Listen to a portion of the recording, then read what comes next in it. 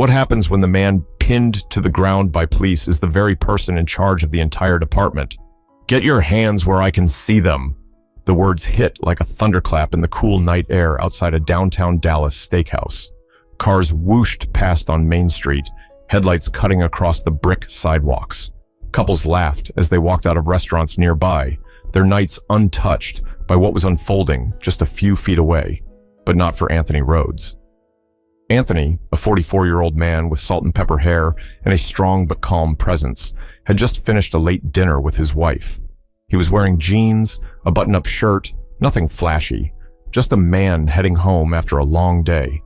He had parked his unmarked black Chevy Tahoe near the corner, away from the valet line. And that's when the squad car pulled up. 2 officers jumped out, voices sharp, flashlights cutting through the night, their boots slapped against the pavement, urgent and commanding. "Step away from the vehicle!" "Now!" Anthony raised his hands immediately, palms open. His voice was steady, low, trying to diffuse. "All right, I hear you. My hands are up. What's the problem, officers?" But instead of an answer, one officer rushed forward, yanking Anthony's arm, twisting it behind his back. The other pushed him toward the hood of his own car. His wife, still standing by the restaurant door, gasped. "Wait, what are you doing? He hasn't done anything," she shouted. People nearby slowed their steps. Some pulled out phones. Others kept walking, pretending not to see. Anthony kept his eyes forward, his cheek pressed against the cold metal of the Tahoe. His breathing was controlled, but his mind was racing. He knew this wasn't about what he'd done. It was about what they thought they saw. A black man, late at night, near a nice restaurant, climbing into an SUV. To them, it looked like trouble. The street noise seemed to fade. The only thing Anthony could focus on was the grip on his wrists, the knee pressing into his back, the sharp words in his ear. "You think you're slick, huh?" Out here looking suspicious, Anthony didn't fight back. He didn't raise his voice. Instead, he spoke with the same patience he'd learned over years of working in law enforcement. "Officer, I think you're making a mistake." But they weren't listening. Not yet. And that's when the moment every bystander thought they understood suddenly shifted, and the night took a turn no one expected. Earlier that night, things felt normal. Anthony Rhodes and his wife Denise had decided to treat themselves after a long week. Denise had been pushing him for weeks to slow down, to take a night where work didn't follow him around like a shadow. They chose Pappas Brothers, steakhouse in Dallas, a spot Anthony loved, not just for the food, but for the quiet corners where he and Denise could actually talk. The low lights, the soft music, the smell of charred ribeye drifting through the air. It was one of the few places where Anthony felt like the world outside couldn't touch him. Denise swirled her wine and leaned across the table. "You know you work too much, right?" she teased. Anthony smirked, cutting into his steak. "Somebody's got to keep this city in one piece." "Yeah, but that somebody doesn't always have to be you," she shot back, raising an eyebrow. For a moment, they just laughed. It was the kind of laughter that felt like a release valve. No headlines, no phone calls, no pressure. Just them. When the plates were cleared and dessert had come and gone, Anthony insisted on skipping valet. "You know me," he said, jingling his keys. "I like to keep control of my car." Old habit, Denise rolled her eyes but didn't argue. She knew him too well. Out on Main Street, the air was cooler than they expected, a faint breeze cutting through the city heat. Streetlights glowed amber, washing the brick facades with color. Traffic was steady but not heavy, a typical Friday night flow. Anthony unlocked the Tahoe, glancing up and down the street out of habit more than concern. Years in law enforcement had trained him to scan, to read body language, to take in details most people ignored. He noticed a group of college kids laughing outside a bar across the street, a man walking his dog near the corner, a delivery truck unloading boxes 2 blocks down. Nothing unusual. Denise was a few steps behind him, adjusting her purse strap. "You ever gonna relax, even for one night?" she teased. Anthony smiled faintly. "Relaxing's how you miss what's right in front of you." They were just about to get inside when the red and blue flash lit up the street. A patrol car slowed, then swerved sharply into the space behind Anthony's Tahoe. Doors flung open, flashlights cut across the sidewalk. Denise's steps faltered. "What is this?" she whispered. Anthony stayed calm, though his jaw set. He'd been through stops before, both as a cop and as a black man in America. He knew how quickly things could spiral if emotions led the way. As the officers barked orders, Anthony lifted his hands and turned his head slightly toward Denise. His voice was soft, meant only for her. "Stay back. Don't say too much. Let me handle this." Denise's eyes widened, her hands trembling as she clutched her phone. "Handle it? They think you're—" "I know," Anthony cut her off gently. "Just trust me." But she didn't feel safe. Not for him, not for herself. She'd watched too many videos, heard too many names on the news, and now it wasn't some story about someone else. It was her husband, steps away from their car, hands raised under the glare of flashing lights. And while Anthony tried to project calm, deep down he knew this was no routine stop. This was a storm about to break. "Hands up! Step away from the vehicle!" The first officer's voice cut through the night, sharp and commanding. His flashlight beam locked onto Anthony's face, blinding him. The second officer flanked the Tahoe, his hand hovering near his holster. Their movements were quick, rehearsed, like they had already decided what kind of man they were dealing with. Anthony lifted his hands higher, fingers spread. "My name's Anthony Rhodes. I don't know what this is about, but I'm cooperating." Denise stood frozen near the restaurant entrance, her phone halfway out of her purse. Her voice cracked. "He hasn't done anything. He's just—" "Ma'am, step back," one of the officers barked, slicing the air with his arm. "Don't interfere." Anthony spoke again, calm, deliberate. "Officers, please. My wallet is in my back pocket. If you'll allow me, I can show you ID." But his words rolled right past them. The younger officer pressed forward, grabbing Anthony's left wrist and yanking it downward. The sudden force knocked him off balance. The second officer moved in behind, pushing him against the Tahoe's hood. Anthony grunted, but didn't resist. "I'm not fighting you. I'm not resisting." Still, the pressure on his arms grew tighter. Cold metal kissed his skin as they prepared cuffs. His cheek pressed against the hood. He could see Denise out of the corner of his eye. Her lips moved quickly into her phone, her hand shaking. "Yes, 911? My husband's being assaulted by police outside Papa's Bros. He's not resisting. Please, somebody send help." The irony wasn't lost on Anthony. His wife was calling 911 on the very men who were supposed to serve. "Sir, what are you doing out here this late?" one officer demanded. Anthony's voice remained even. "Having dinner with my wife." "That's all? Driving this vehicle?" "Yes, it's mine." "You have proof of ownership?" "Yes, in the glove box." The officer scoffed. "Convenient," Denise shouted from a few feet away. "He's telling the truth. Look at him, he's not lying." But Anthony gave her a slight shake of his head. He didn't want her rushing closer. Every movement, every word was a risk. The older officer leaned in, his voice low but dripping with suspicion. "You match the description of someone we're looking for. Tall, black male, dark vehicle, leaving the area of a robbery." Anthony inhaled slowly through his nose. He'd heard those words too many times in his career, a vague description broad enough to catch anyone who fit the profile.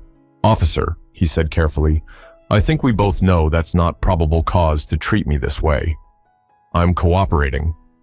The officer's grip tightened. "Save it. You're lucky we didn't come in guns drawn." Anthony didn't argue. He knew arguing wouldn't get him anywhere. Not with their adrenaline pumping, not with Denise's voice trembling behind him, not with a crowd beginning to gather on the sidewalk. From somewhere in the distance, a man's voice called out, "Yo, what did he even do? He ain't fighting you." Phones were out now, screens glowing, bystanders whispering, some filming openly, others trying to be discreet. Denise raised her voice, louder this time. "That's my husband!" "He hasn't done a thing." The younger officer turned sharply toward her. "Ma'am, last warning. Step back or we'll take you in too." Her breath hitched, tears brimming. She froze in place. Anthony, still pinned, closed his eyes for half a second. He wanted to tell her it would be okay, but the truth was, he didn't know. He only knew one thing. If he lost his cool now, things could get much worse. So he steadied his breathing, kept his voice low, and said to the officer holding him, "Look, if you reach into my back pocket, you'll find my wallet. Please, just check." The officer sneered, muttering under his breath, "You people always got a story." He reached anyway. And that small motion, fingers sliding into Anthony's back pocket, was about to change everything. But the next thing that fell to the pavement wasn't just a wallet. It was the truth they weren't ready for.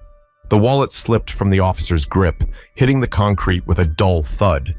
It wasn't the sound of leather that caught everyone's attention. It was the metallic clink that followed. A small badge slid halfway out, the gold edges glinting under the streetlight. The younger officer squinted, his boot hovering over it. "What the hell is that?" he muttered. Denise gasped. She knew that badge. She had seen it placed carefully on their dresser every night, carried with pride every morning. Her voice cracked, echoing across the sidewalk. "Look down! Look at it! That's his badge!" The older officer bent, his hand trembling slightly as he picked it up. His flashlight beam washed over the engraved letters, City of Dallas, Chief of Police. For a moment, the street froze. No voices, no footsteps, no car horns, just silence. Anthony turned his head slightly, his cheek still pressed to the Tahoe's hood. His voice was calm but firm, carrying authority even in restraint. "I told you. My name is Anthony Rhodes. I'm the police chief of this city, and you just put me on the ground like a suspect." The officer holding him instantly released pressure, stepping back as if the badge had burned him. The younger officer's mouth fell open. His eyes darted between Anthony's face, the badge, and the growing crowd of bystanders recording everything. Denise rushed forward now, ignoring the earlier warnings. She pressed her hand to Anthony's shoulder. "Baby, are you okay?" Anthony straightened slowly, rolling his shoulders, brushing off his shirt. He didn't answer her right away. His eyes were locked on the two men in uniform before him. "Chief Rhodes," the older officer stammered, his voice cracking under the weight of realization. "Sir, we didn't know." Anthony cut him off, his tone sharp but controlled. "That's exactly the problem. You didn't ask. You didn't listen. You assumed." The younger officer swallowed hard, his flashlight lowering toward the ground. His words stumbled. "Sir, we had a call about a robbery suspect. Tall male, dark SUV. Anthony stepped forward, his presence towering now, not because of his size, but because of who he was. His voice carried not just anger, but disappointment. "And you saw me. A black man, late at night, and that was enough for you. That's all it took." Denise's hands shook as she steadied her husband's arm. She wanted to scream, to curse, but Anthony's composure held her in place. The crowd murmured louder now. Someone yelled from across the street, "Yeah, y'all messed up big time." Another added, "He's your boss." "That's the damn chief." The officers shifted nervously, their faces pale under the flashing lights of their own patrol car. The younger one tried again, his words desperate. "Chief, we didn't mean disrespect." Anthony's eyes narrowed. "You didn't mean? Or you didn't care?" The silence that followed hit heavier than any accusation. Both officers avoided his stare, their shoulders sinking under the weight of truth. Denise whispered near his ear, her voice trembling. "Anthony, please, let's just go. You don't owe them anything." But Anthony shook his head slightly. His gaze never left the two men. "No, this isn't just about me. It's about every man who doesn't have a badge in his pocket to save him when he's thrown against a car." He reached down, plucked the badge from the older officer's hand, and slid it back into his wallet. His movements were deliberate, measured, his authority undeniable. "Look around," he told them, nodding toward the bystanders holding up their phones. "They saw everything. You don't get to erase this. You don't get to explain it away. This is the reality too many live every single day." The officers stood speechless, caught between fear of punishment and the shame of exposure. Anthony exhaled slowly, turning to Denise. "Let's go." He unlocked the Tahoe, his hands steady, his face unreadable. He opened the passenger door for her, then circled to his side. Before getting in, he looked back once more at the officers, his words heavy. "You two need to ask yourselves tonight, what if I wasn't the chief? What if I was just another man trying to get home?" But even as Anthony drove away, the weight of what had happened refused to leave the street. For the officers, for the crowd, and for his wife, sitting silently beside him, the night had changed everything. The Tahoe's engine hummed quietly as Anthony steered them out of the lot. Denise sat stiff in the passenger seat, arms folded tight, staring out the window. Her reflection trembled in the glass, the flashing lights behind them still staining her vision red and blue. Anthony drove in silence for several blocks, his knuckles tight on the steering wheel. It wasn't until they hit a quieter stretch near Deep Ellum that Denise finally spoke. "You could have been killed tonight," she whispered. Her voice cracked halfway through, her words spilling like a dam breaking. "They had their hands on you like you were nothing." Anthony exhaled slowly, eyes on the road. "I know." "That badge," she went on, shaking her head. "If that badge hadn't fallen out, Anthony—" She trailed off, covering her mouth with her hand. He glanced at her, his face steady but his eyes soft. "That's what scares me too. Not for me, but for every man who doesn't have that badge. That's the reality I live with every day. Tonight, you saw it firsthand." Denise turned toward him, her frustration spilling over. "But you're their boss. You're the one they answer to. How could they not recognize you? How could they treat you like that?" Anthony's jaw flexed. "Because to them, in that moment, I wasn't their boss. I wasn't a husband leaving dinner with his wife. I was just another black man near a nice car at night." That's all they saw. Denise swallowed hard. "And tomorrow, they'll clock back in like nothing happened." Anthony's eyes flickered with something between anger and resolve. "Tomorrow, there's going to be a conversation. But tonight's a reminder of why I do this job, Denise, why I can't afford to turn away." For a moment, neither spoke. The city lights slid past the windows, neon signs and street lamps painting the inside of the Tahoe in bursts of color. The weight of the silence pressed heavier than the shouting had minutes before. Finally, Denise broke it. "I was scared to death, Anthony. Not just because of what was happening, but because I realized your badge doesn't make you safe. And if you're not safe, then who is?"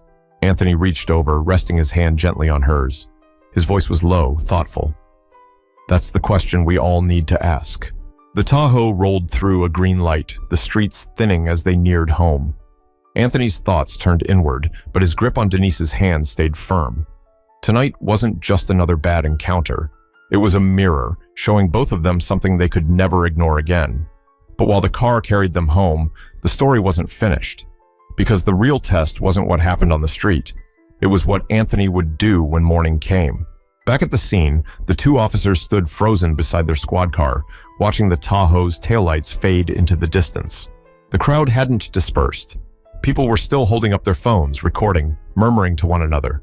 A young man in a hoodie shook his head and said loud enough for everyone to hear, "That was your chief. Y'all slammed your own boss like he was trash. You're done." The older officer rubbed his forehead, his voice low and strained. "This is bad. This is real bad." The younger one shifted uncomfortably, his eyes darting from the crowd to the ground. "He'll understand, right? We thought—" "Understand?" The older one snapped. "You put the police chief in cuffs. On camera. You think he's just gonna forget?" Their voices carried, feeding the whispers among the bystanders. A middle-aged woman in a denim jacket folded her arms and called out, "Now you know what it feels like to get caught doing what you always do." The younger officer turned, his face flushed. "Ma'am, you don't know the whole story," she scoffed. "We saw enough." The tension grew thicker, the officers realizing every word was being captured, every move dissected. A teenage boy, phone steady in his hand, shouted, "Say cheese, officers!" "This is going viral tonight," the older cop snapped at his partner. "Let's clear the scene before this gets worse." But it was too late. Their worst fears were already unraveling. Meanwhile, in the Tahoe just a few blocks away, Denise sat gripping Anthony's hand as if letting go meant losing him. Her chest rose and fell in shallow breaths. "Do you think they'll try to cover it up?" she asked softly. Anthony's eyes stayed forward, but his tone carried weight. "They can try, but the cameras won't let them, and I won't either." Denise bit her lip. "You sounded so calm back there. But inside, were you scared?" Anthony didn't answer right away. He let the question linger in the quiet before finally speaking. "I wasn't scared for me. I was scared for you. I was scared for how fast it could have gone wrong. If someone twitched the wrong way, if I raised my voice just once, we wouldn't be driving home right now." Denise's throat tightened. She turned to the window, blinking fast, trying to push back tears. "You shouldn't have to live like that," she whispered. "No one should." Back on Main Street, the crowd had started to thin, but the damage was already done. The woman in the denim jacket muttered to a friend, "They're shaking now because they realize who he was. But if it had been anybody else, we'd be talking about another funeral tomorrow." The friend nodded, her voice heavy. And that's the truth. Badge or no badge, this is what happens too often. The officers exchanged glances, their radios crackling faintly. Neither spoke. Neither knew what to say. The weight of the mistake pressed down on them like armor they couldn't take off. At home later that night, Anthony placed his badge on the dresser with deliberate care. He stared at it for a long moment, the gold reflecting faintly in the lamplight. Denise came up behind him, wrapping her arms around his waist. "You shouldn't have to prove who you are to be treated like a human being," she said softly. Anthony placed his hand over hers. His eyes never left the badge. "That's the lesson I'm taking with me tomorrow. If this can happen to me with this badge in my pocket, then what's happening to everyone else?" Denise rested her cheek against his back. "Then you make them listen, Anthony. You make them see." But as Anthony lay awake that night, staring at the ceiling, he knew the real fight was only beginning. Tomorrow would bring questions, meetings, and headlines, and no badge could shield him from the truth that had just played out in the street. By sunrise, the videos were everywhere. Clips of Anthony Rhodes being shoved against his own Tahoe flooded social media. Comment sections burned with outrage. Local news anchors replayed the footage, their voices heavy with disbelief. Dallas police chief mistaken for a suspect during late-night stop. At City Hall, the mayor's phone buzzed non-stop. Council members demanded answers. Community leaders called for accountability. And inside his own department, whispers spread faster than official memos. Anthony walked into headquarters just after 8. Every pair of eyes in the lobby followed him. Some officers straightened their posture, others dropped their gaze. The silence wasn't respect, it was unease. Chief Rhodes didn't break stride. His leather shoes clicked across the marble floor, steady and deliberate. When he entered the conference room, a dozen senior officers were already waiting. The older officer from the night before sat stiff near the end of the table, his partner beside him, both pale and restless. They avoided Anthony's eyes as he placed his badge on the table, the gold catching the morning light. Anthony looked around the room. His voice was measured, calm, but carried weight. "Last night wasn't about me. Last night was about the culture we've allowed to grow. 2 of our own treated the chief of police like a criminal before they even asked a single question. If that doesn't tell us something about how we approach this job, nothing will." A captain shifted uncomfortably. "Chief, the men said they were responding to a description." Tall, black male, dark SUV. Anthony cut him off. "That's not a description. That's a stereotype. And if you think that excuses what happened, you're part of the problem." The room fell silent. Anthony leaned forward, his hands resting on the table. "I won't ask you if you're embarrassed this happened to me. I'll ask you something harder. What if it hadn't been me? What if it was a father driving home from work, or a teenager heading back from a game, or a man just walking to his car? What happens when there's no badge to fall out of the wallet?" The weight of his words pressed into every corner of the room. No one moved. No one spoke. Finally, Anthony turned to the 2 officers at the end of the table. "You should be asking yourselves that question every day for the rest of your careers." Denise's words from the night before echoed in his mind. Make them listen. Make them see. He straightened, picking up his badge. "We're going to change how we train, how we supervise, and how we hold one another accountable. If you can't handle that, hand me your resignation today, because this department will not keep repeating the same mistakes." Some officers nodded slowly, others looked down at the table, but Anthony didn't wait for a response. He stood, pocketed his badge, and walked out, leaving the weight of responsibility behind for them to carry. But as he stepped back into the morning sun, Anthony knew the harder part was still ahead, because changing policy was one thing, changing hearts was another. That night, Anthony sat on the porch of his home, the cicadas buzzing faintly in the Texas heat. Denise joined him with 2 glasses of iced tea, settling into the chair beside his. For a while, they just sat in silence, the weight of the past 24 hours lingering between them. Finally, Denise spoke. "Feels like the whole city's talking about it. Everywhere I look, news, social media, church group texts. It's all about you." Anthony shook his head gently. "It's not about me. It's about what people saw. about what too many already knew. She studied him, the porch light catching the faint lines on his face. So what happens now? He leaned back, staring at the dark stretch of sky above them. Now, I keep pushing. I use this as proof. Proof that it's not just stories on the news. It's not exaggeration. It's real. If the chief of police can be profiled on his own street, then nobody is immune. Denise reached over, squeezing his hand. And if they don't listen? Anthony turned to her, his eyes steady. Then we make them listen. Not with anger alone, but with change, with policies, with accountability, with conversations that make people uncomfortable. Because comfort has never saved lives. Truth does. The screen door creaked open, and their teenage daughter stepped outside, curious eyes flicking between her parents. "Dad, are you okay?" Anthony's voice softened. "I'm fine, sweetheart." Then he added, more for her than for himself. "But last night reminded me that I have work to do. Work that makes sure you grow up in a world where nights like that don't happen." His daughter nodded slowly, then slipped back inside, leaving Anthony and Denise alone again.